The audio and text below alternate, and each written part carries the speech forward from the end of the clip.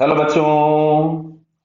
यहां लिखा है a motorcycle moved along the vertical circle with constant speed under the influence of gravitational force, frictional force and normal reaction by the track on the wheels.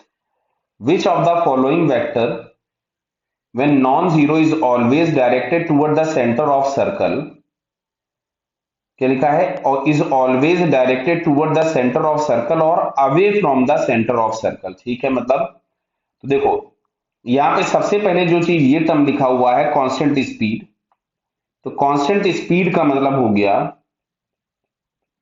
अगर हम यहां से लिखते हैं स्पीड कांस्टेंट है, इट इंप्लाइज डेल्टा के E zero है।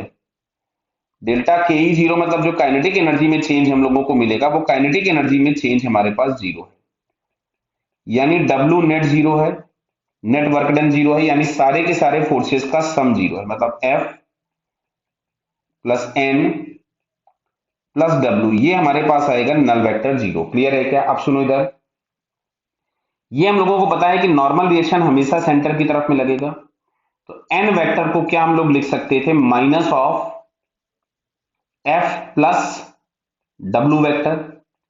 तो ये वेक्टर लगेगा हमेशा सेंटर की तरफ में, तो अगर यहां माइनस लग गया तो ये पूरा का पूरा जो होगा ये हमारे पास किधर हो जाएगा, अवे फ्रॉम द सेंटर। समझ रहे हैं ना बात को? ये वाला पार्ट जो होगा वो away from the centre act होगा, और ये माइनस लगने के बाद इसका डायरेक्शन रिवर्स होकर टुवर्ड द सेंटर हो जाएगा।